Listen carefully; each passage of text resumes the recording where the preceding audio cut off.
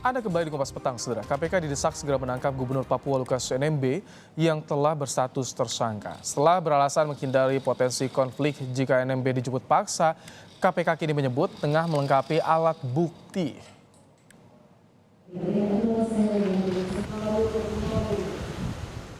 Gubernur Papua Lukas NMB kembali jadi sorotan. Tak kunjung ditahan KPK, NMB justru terlihat bugar saat meresmikan kantor gubernur dan sejumlah kantor lain di Jayapura 30 Desember 2022 lalu.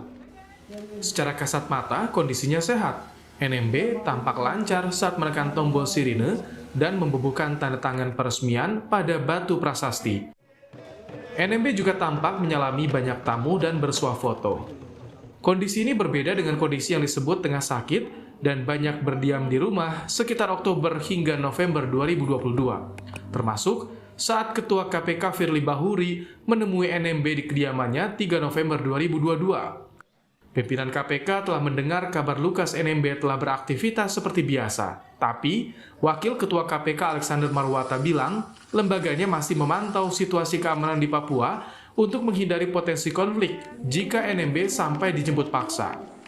Sekali lagi, kami tidak menghendaki adanya efek-efek yang semacam konflik horizontal dari penjemputan paksa yang bersangkutan. Gitu. Tentu yang memahami situasi setempat itu adalah aparat setempat juga, dan kami terus melakukan koordinasi dengan Kapolda maupun Kapinda dan juga pihak dari TNI di sana. Pusat Studi Anti Korupsi Pukat UGM Yogyakarta mendesak KPK segera menangkap Lukas NMB. Pukat menilai pembiaran terhadap NMB akan jadi presiden buruk penegakan hukum di Indonesia.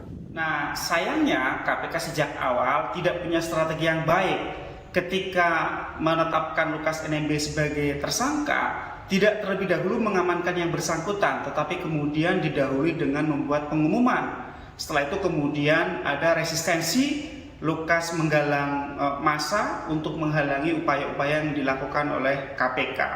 Menurut saya sekarang Lukas dengan dua status tersangka yang ada pada dirinya, maka satu-satunya jalan adalah KPK harus merencanakan operasi untuk dapat melakukan upaya paksa menangkap Lukas NMB.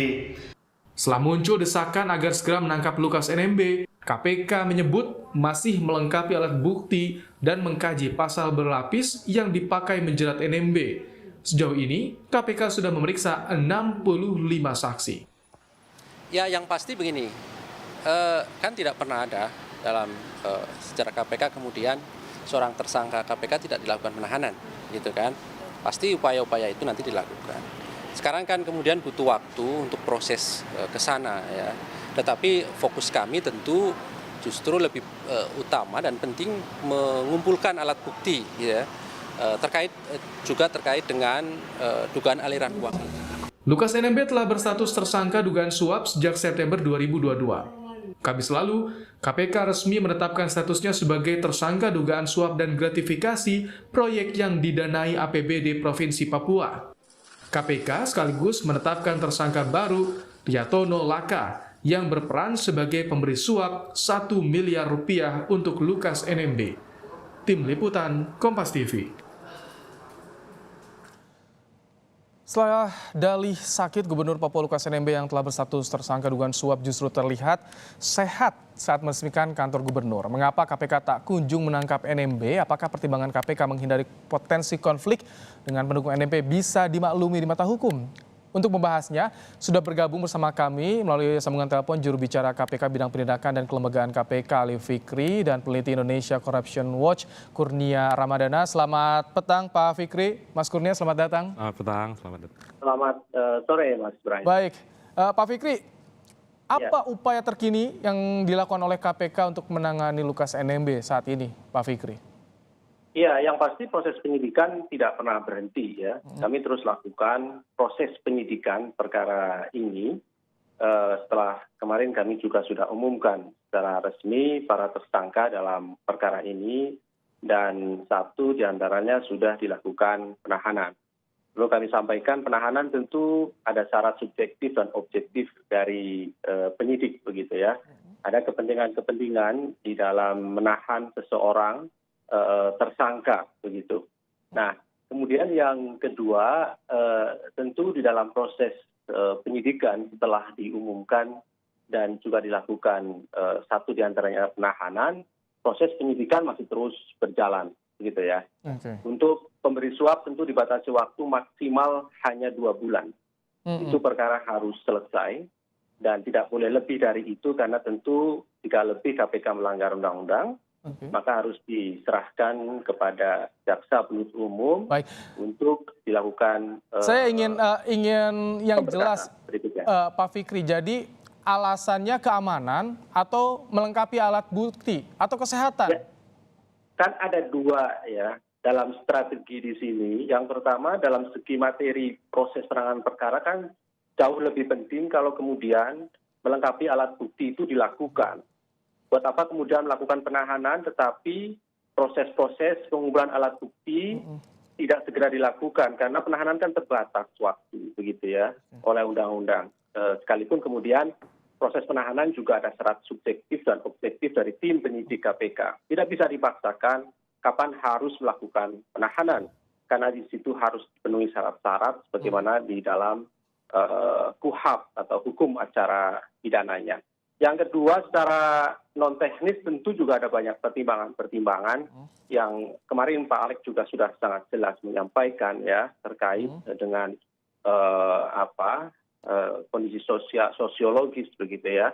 Di suatu daerah tentu berbeda antara yang satu dengan yang lain, terlebih kemudian ada di Provinsi Papua yang dalam sejarah KPK baru kali ini kemudian dalam waktu yang sama menetapkan 3 kepala daerah sekaligus, Gubernur Papua, kemudian Bupati Mimika dan Bupati Mamberamo Tengah. Sekali lagi ini dalam sejarah KPK baru pertama kali. Ya. Ada KPK teknis dan masuk juga ke non wilayah teknis Papua. ya Pak Fikri alasannya. Kita Ya. akan tanyakan nih pendapatnya Mas Kurnia. Tadi ada alasan yang disampaikan melengkapi alat bukti, tapi tersangka yang lain sudah ditahan juga sebetulnya ya. Tanggapan Anda? Yang pertama, jelas KPK lambat dalam memproses penegakan hukum ini. Kasusnya sudah beredar sejak September, ada berseliweran informasi, ada dana ratusan miliar dan lain sebagainya dan baru diumumkan kemarin. Kami juga melihat selain lambat prosesnya, ada perlakuan khusus yang diberikan oleh KPK terhadap penegakan hukum perkara ini. Kita tahu beberapa waktu yang lalu, Ketua KPK Pak Firly Bahuri mendatangi langsung menyambangi rumah tersangka korupsi Lukas NMB. Padahal di satu sisi kalau saat itu dalam konteks pemeriksaan kesehatan, pertama Pak Firly jelas bukan dokter yang bisa mengidentifikasi kesehatan seseorang. Kalau dalam konteks pemeriksaan Pak Firly juga bukan penyidik berdasarkan undang-undang KPK yang baru. Dan kalau kita melihat konstruksi kasus secara umum, ada 2 hal sebenarnya. Satu, KPK harus segera melakukan upaya paksa. Apa upaya paksanya? Yang pertama, proses penangkapan, baru penahanan. Kalau tadi Mas Ali menyampaikan sedang mengumpulkan alat bukti, sependek pengetahuan saya ketika seseorang sudah ditetapkan tersangka, perkaranya sudah naik ke penyidikan, maka sudah terpenuhi 2 alat bukti tersebut. Setelah dilakukan penangkapan, Lukas NMB juga harus segera ditahan, karena kalau dalam konteks kitab Undang-Undang Hukum Acara Pidana, tersangka punya hak untuk segera diproses hukum dalam konteks kepastian hukum. Jadi akan lebih baik kalau itu bisa dilakukan. Selain itu, untuk membuktikan berseliweran informasi, rekening ratusan miliar dan lain sebagainya, apa yang harus dilakukan oleh KPK? Kalau kita melihat siaran pers KPK kemarin ada 2 tindak pidana, 2 dugaan tindak pidana. Yang pertama adalah suap menyuap, yang kedua gratifikasi. Mestinya KPK juga harus menyelidiki potensi pengenaan tindak pidana pencucian uang. Undang-Undang 8 tahun 2010 sangat mungkin dilakukan oleh KPK untuk melihat lebih lanjut. Apakah penerimaan aliran dana ini berhenti penerimaannya atau justru didistribusikan ke tempat lain untuk memperoleh keuntungan yang lain. Selain dari itu, kalau memang ada aspek non-teknis, ada sosial dan lain sebagainya, ada instrumen hukum yang bisa dilakukan oleh KPK, yaitu pasal 21 Undang-Undang Tipikor atau obstruction of justice. Pasal itu dipergunakan untuk menjerat pihak-pihak yang selama ini berupaya menghalang-halangi proses hukum. Baik. Dalam konteks kehadiran pimpinan KPK kemarin, ada satu yang belum dijelaskan oleh Mas Ali atau pimpinan KPK. Apa hasil pemeriksaan Ikatan Dokter tanya. Indonesia waktu Pak Firly mendatangi Kita rumah tanya, Lukas? Pak Fikri, Ya. apa tadi hasil pemeriksaan Ikatan Dokter Indonesia? Yang pertama saya mau koreksi dulu Mas Kurnia ya. Dalam menaikkan proses penyidikan itu tentu KPK memiliki bukti permulaan yang cukup. Ini harus digarisbawahi, permulaan yang cukup, begitu ya. Artinya ketika kemudian dilakukan penahanan, tidak kemudian berkas perkara itu menjadi lengkap, begitu. Makanya kemudian butuh waktu 4 bulan untuk melakukan penahanan, tentu di dalam waktu itu terus melakukan pengumpulan alat bukti. Jadi tidak pernah berhenti sampai kemudian berkas dinyatakan lengkap P21. Kaitannya dengan kehadiran di sana 113 KUHP memberikan ruang untuk itu. Nah, justru kemudian berkas menjadi lengkap itu syaratnya ada 2. Syarat formil dan syarat material. Katakanlah kalau kemudian tidak hadir di sana, KPK tidak mendapatkan berita acara pemeriksaan terhadap tersangka, maka sampai kapanpun berkas perkara itu tidak akan lengkap tanpa berita acara pemeriksaan tersangka. Saat ini KPK sudah memilikinya berita acara tersangka tersebut, sehingga proses dalam teknis penanganan perkara sesungguhnya sudah selesai kalau kemudian syarat-syarat formilnya terpenuhi. Sekarang materialnya yang harus terus dilengkapi. Makanya saya katakan, terus kami lakukan pengumpulan alat bukti bahkan tidak hanya di Papua, tetapi hampir di beberapa provinsi sampai ke Batam. Mas Fikri, tadi kalau soal upaya paksa bagaimana? Ini kan soal kepastian hukum yang ditunggu juga. Ada tenggang waktu juga yang dibatasi. Sekarang upaya paksa itu kan kemudian dilakukan penahanan, Mas. Ya kan? Penahanan itu dibatasi oleh waktu. Sedangkan proses pengumpulan alat bukti itu, penelusuran follow the money itu butuh waktu panjang. Bahwa KPK sampai ke Batam, menggeledah tempat di Batam, menemukan bukti-bukti jejak uang yang ratusan juta rupiah itu, bahkan kemudian di tempat-tempat lain KPK menemukan emas batangan dan beberapa aset-aset lainnya yang terus kami dalami. Ini adalah bagian dari upaya bagaimana kemudian optimalisasi aset-aset sebagai bagian dari follow the money, uang yang diduga diterima oleh tersangka penerima suap jauh lebih penting karena begini, di dalam proses nantinya, dalam proses persidangan, tentu KPK selalu katakan, tidak hanya kemudian menghukum pidana penjara para koruptor. Jauh lebih efektif, efek jerah itu, Mas Ibrahim, jangan dipotong dulu, ketika kemudian aset-aset yang dinikmati oleh para koruptor itu disita dan dirampas untuk negara. Caranya gimana? Dalam proses penyidikan harus dimaksimalkan. Mencari, menemukan, menyita, merampas. Begitu Mas Ibrahim. Jadi harus optimal ya, efektif dan juga efisien. Jangan kemudian dipotong begitu. Prosesnya dipotong. Jangan, tetapi kemudian ini adalah bagian dari satu kesatuan. Bagaimana kemudian berkas perkara itu menjadi lengkap, syaratnya adalah formil dan gitu. Baik, Mas Kurnia, kalau misalkan tadi Anda bilang ini KPK penegakannya lambat, cenderung hati-hati juga kalau misalkan Anda lihat bagaimana sih pengaruhnya penegakan hukum ini terhadap kasus korupsi, penindakan korupsi di tanah air, di daerah-daerah, terutama seberapa besar pengaruhnya, Mas Kurnia? Ya, yang pertama, kalau tadi Mas Ali menyampaikan KPK saat ini rekor menetapkan 3 kepala daerah, sebenarnya dalam penanganan perkara Lukas NMB ini KPK juga mencetak sejarah. Karena pertama kali Ketua KPK datang langsung menyambangi rumah tersangka, bersalaman dan lain sebagainya.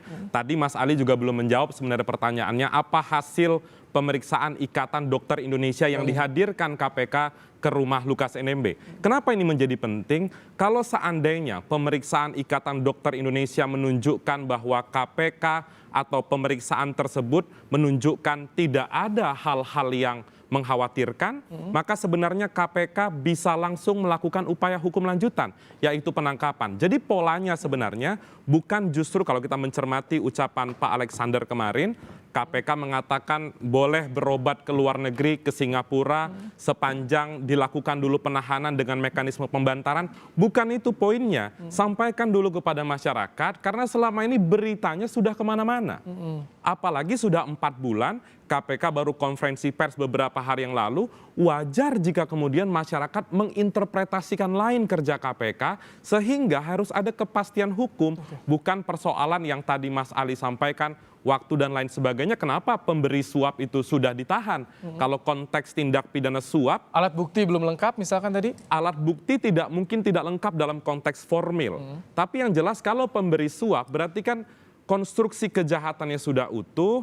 Apalagi beberapa waktu lalu masyarakat melihat televisi, melihat Pak Lukas NMB meresmikan salah satu gedung, tentu timbul tanda tanya. Kalau sudah seperti ini, KPK ngapain selama ini? Gitu. Baik, Pak Saya Fikri. tanggapi Mas Ibrahim. Saya tanggapi biar utuh. Pemberi suap itu hanya satu pasal, Mas Kurnia.